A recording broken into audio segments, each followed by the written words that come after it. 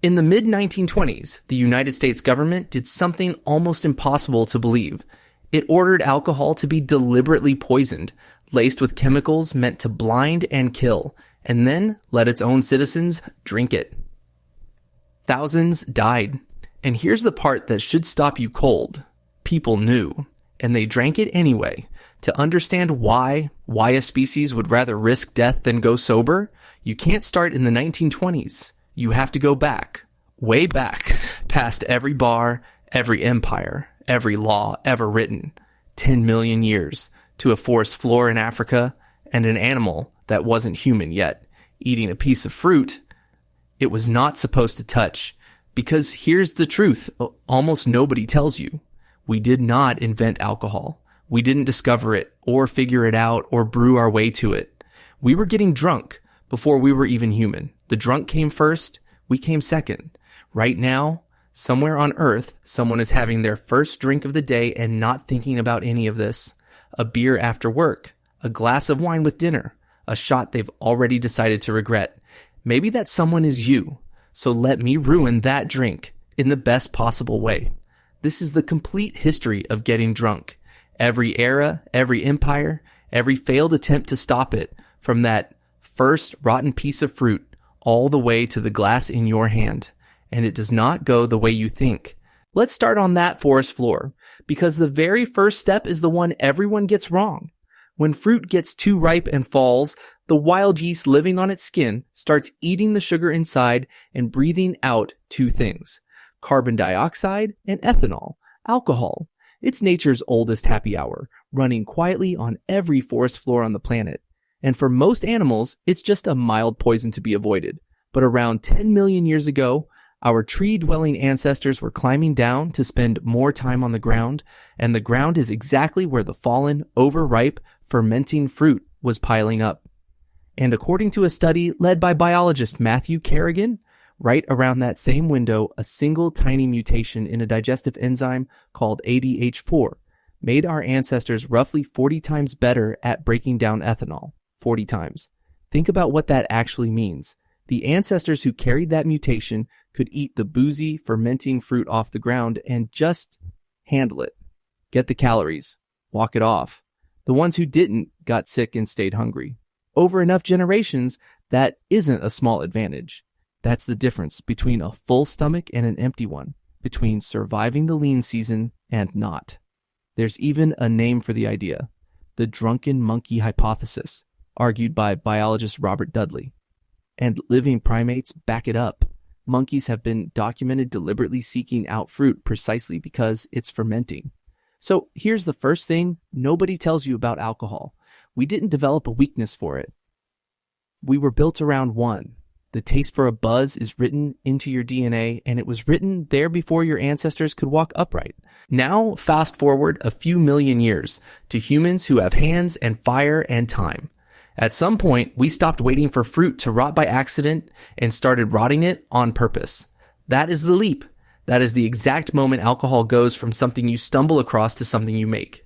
And the oldest hard chemical evidence we have of a deliberately fermented drink comes from a place called Jiahu in China around 7000 BC. The biomolecular archaeologist Patrick McGovern analyzed the residue soaked into ancient pottery there and found the chemical fingerprints of a fermented mix of rice, honey, and hawthorn fruit.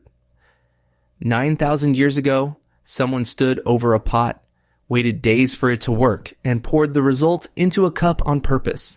And here's where it gets genuinely strange. Strange enough that serious archaeologists still argue about it today. There's a real respected hypothesis, going back to a debate started by the archaeologist Robert Braidwood and later strengthened by scholars like Solomon Katz, that we may have first domesticated grain, the founding act of all civilization, the thing that built villages and cities and kingdoms and everything you have ever known, not to make bread, but to make beer. That the reason humanity settled down, planted fields, and stopped wandering the earth might have been the buzz. We can't prove it. But sit with that possibility for 1 second because it's a big one. That civilization itself might have a hangover as its origin story. That we didn't build the first towns to feed ourselves. We built them to get a drink. Whatever kicked it off, By the time the first true cities rose in Mesopotamia, in the land between the rivers 6,000 years ago, beer was not a treat. Beer was infrastructure. The Sumerians worshipped an actual goddess of beer named Ninkasi and sang hymns in her honor. This was a drink important enough to be handed its own deity. Beer was food and it was money. Workers were paid in it. Temples brewed it by the vat. Babylon's law codes even set rules for the taverns that sold it, how much it should cost, and what happened to a tavern keeper caught watering it down or cheating a customer. Let that land. Humanity had barely invented writing, and we were already using some of it to regulate bars. And that same bread and beer economy ran straight down the Nile. In Egypt, beer was sacred, poured out as an offering to the gods. And it was also, very literally, wages. The laborers who built the pyramids were, at least in part, paid in beer. By some estimates, several liters a day, though the exact ration is lost to us. Picture that. Part of your paycheck, sloshing in a clay jar, handed over at the end of a brutal shift moving stone in the sun. It wasn't that ancient people were all drunks. It's that beer was lunch. It was safe calories you could count on in a world where the water might make you sick and the harvest might fail. For the first civilizations on Earth, alcohol wasn't the vice at the edge of society. It was the fuel at the center of it. Then the Greeks got hold of the whole idea and gave it a dress code. To the Greeks, wine had its own god, Dionysus, and its own carefully staged social ritual, the symposium. A room full of men reclining on couches, mixing their wine in a great shared bowl called a crater, and drinking and talking their way from philosophy toward foolishness as the night wore on. But there was a rule, and it mattered enormously. You diluted your wine with water, often heavily, 2 or 3 parts water to 1 of wine. Drinking your wine neat, undiluted, wasn't impressive or manly. It marked you as a barbarian, an animal, someone who couldn't hold himself together. To a Greek, civilization itself was partly measured by how gracefully you handled your drink. Rome took that idea and scaled it to the size of an empire. Wine in Rome was genuinely everywhere, and it was for everyone. Emperors drank it, senators drank it, soldiers drank it, enslaved people drank it, and it was almost always watered down and sipped across the whole day rather than slammed at night. The legions that conquered the known world marched on a drink called Posca, a cheap, sour mix of vinegary wine and water that hydrated a soldier, made questionable water safer to stomach, and kept an army moving across 3 continents. Wine followed the empire everywhere it went. Rome planted vineyards across Europe that in some cases are still producing today. For most of human history, this is what drinking actually looked like. Not stumbling, falling down, drunk. Gently, functionally, permanently buzzed. From breakfast to bed, across an entire civilization. The wine was the water, the buzz was just the weather. Which brings us to the Middle Ages. And to a story you have almost certainly been told as fact. You've heard that medieval people drank beer and ale all day long because the water was so filthy it would kill you. It's a fantastic story. It is also mostly a myth. Medieval people drank water constantly from wells, springs, and rivers, and were largely fine. Towns even built pipes and conduits to bring clean water to their citizens. What's actually true is quieter and honestly more interesting. They drank a thin, weak, small beer, often just 1 or 2% alcohol, as an everyday source of calories and comfort, mild enough that it was given to children and sipped from breakfast onward. In villages across Europe, it was brewed at home, frequently by women, the alewives, while in the monasteries, monks turned brewing into a genuine science, refining recipes with a patience and precision that would shape beer for the next 1,000 years. Getting properly floor-hugging drunk still happened, of course, but it was for the festival, the wedding, the holy day. The buzz was the baseline. The bender was the special occasion. And then, after 10 million years of nothing stronger than wine, someone shattered the ceiling. Because there was a ceiling. A hard physical one.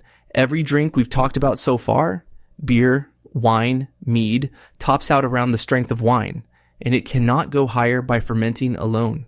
The reason is almost poetic. The yeast making the alcohol eventually dies in its own product. It poisons itself with its own exhaust. You physically could not, by fermentation, brew something much stronger than wine, and for the entire history of our species, nobody ever had. Until distillation.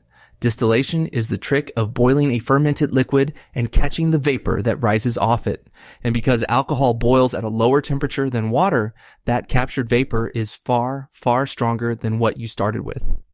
This technique was carried forward and significantly refined by the great medieval Islamic alchemists, scholars like Jabir ibn Hayyan and al-Razi, who were doing serious chemistry centuries before Europe caught up, and their fingerprints are hiding in plain sight in your own mouth. The word alcohol comes from the Arabic, al-kuhul. When distillation finally reached medieval Europe, they took one taste of the result and named it aqua vitae, the water of life. That name tells you everything about how it hit them, because now, suddenly, a drink could be not 5%, not 15, but 40, 50, 60. You could carry a week's worth of drunk in a single small bottle. And the instant you hand a species that spent 10 million years evolving to love weak, fermenting fruit, a liquid 10 times stronger than anything its ancestors had ever touched. The story stops being cozy fast. For a while, spirits were treated as medicine, the water of life, quite literally prescribed. Then they went global. As European ships began crossing every ocean on Earth, distilled liquor sailed with them. Rum, brandy, whiskey, gin, cheap, brutally strong, and, unlike beer, able to survive months in a barrel at sea without spoiling. And it stopped being lunch. It became cargo, currency, and a weapon all at once. Traded, taxed, rationed to sailors and soldiers, and pressed on peoples across the world as a tool of commerce and control. The gentle, permanent buzz that had carried humanity from the first city to the last was, for the first time, something that could ruin a person in weeks. And nowhere did that snap into focus more brutally than in London in the first half of the 1700s, in an episode we now call the Gin Craze. Cheap grain gin flooded the city, harsh, strong, and sold on what felt like every street corner, out of shops and barrows and back rooms. For the first time in history, a massive, crowded urban population had near unlimited access to something far stronger than beer. And the result was a catastrophe. Mass public drunkenness, crime, disease, and death, falling hardest on the poorest neighborhoods. The artist William Hogarth captured it in a single unforgettable print called Gin Lane, a street of collapse, neglect, and ruin, so vivid it still defines the whole era. The government panicked and passed law after law, a whole run of Gin Acts, desperately trying to force the lid back onto the bottle. For the first time in this entire story, humanity's oldest habit didn't look like a sacrament or a paycheck or a philosophy. It looked like a wound. And that fear never really left. As the industrial age crammed millions of people into factories and cities, alcohol only got cheaper and stronger, and a powerful backlash grew alongside it. A temperance movement that increasingly saw drink not as a gift from a god, but as a social disease that had to be wiped out entirely. And in one enormous country, at the height of its confidence, that movement actually won. Which brings us, finally, all the way back to where we began. In 1920, the United States banned alcohol outright. The whole nation, Prohibition. And here is what actually happened. Americans, essentially unbothered, kept right on drinking. They drank through smugglers and bootleggers, through hidden speakeasies and homemade bathtub gin, through an entire criminal economy that sprang up almost overnight to keep the country wet. The alcohol did not stop. It just went underground and got more dangerous. And a great deal of what people were now drinking was industrial alcohol, the kind meant for fuels and solvents, stolen and crudely redistilled into something you could pour into a glass. So the government made a decision to frighten people away from drinking that stolen industrial alcohol. Federal authorities ordered it to be deliberately poisoned, denatured with lethal additives including methanol, a chemical that blinds and kills. The unspoken message was simple: drink this, and it might be the last thing you ever do. And people drank it anyway. By the time Prohibition was finally repealed in 1933, thousands of Americans had died from alcohol their own government had intentionally poisoned. Sit with that, because it is the whole story compressed into a single unbelievable fact. A government, trying to stop its citizens from drinking, chose to poison the supply, and its citizens, knowing the risk, drank it regardless. Prohibition didn't fail because the law was too soft, or the punishment too light, or the enforcement too weak. It failed because the wanting was simply older than the law, older than the country that passed it, older, as you now know, than the entire human species that wrote it down. And this is the part I refuse to skip, because it would be a lie to leave it out. Alcohol is not the harmless hero of its own story. It is, chemically, a poison. It is the reason some of you go red in the face after a single drink.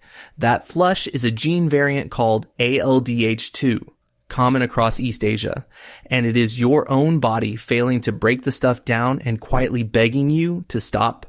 Alcohol has left a real body count in every single era we just walked through. Addiction, disease, violence, ruined families, and the deliberate poisonings we just described. We have spent 10 million years loving something that has spent 10 million years being genuinely, measurably bad for us. And the honest truth is that we still don't fully understand why the grip is this tight, why a mild toxin from rotting fruit became sacred to the Sumerians, central to the Greeks, essential to Rome, holy to medieval monks, refined by brilliant alchemists, feared by parliaments, and utterly impossible for even a superpower to ban. We built temples to it. We paid our workers in it. We went to war over it. We poisoned each other because of it. And through every last era of it, we never ever let it go. So here's what I'll leave you with. The next time you take that first sip of the day, the beer after work, the wine with dinner, the shot you already regret, and you don't think about it, think about it just once, because you are not starting something. You are finishing something. You are the newest link in a chain that runs back unbroken 10 million years through every city, every empire, every ritual, every law, every ban, every grave, all the way to an animal that wasn't quite human yet, standing over a piece of rotten fruit it probably should have left alone. We did not conquer this world because we were the strongest or the fastest or even the smartest. We did it as the one animal that looked down at a fistful of poison, felt the whole world go warm and soft and just a little bit brave, and said, again. Now, before you go, one honest thing. Videos like this take a genuinely enormous amount of time and effort to research, write, and put together. So I am planning something to say thank you, a giveaway. The first 1,000 subscribers will be entered automatically. So if you would like in, this is the moment to subscribe and to drop a like while you are here. Thanks so much for watching and have a great rest of your day.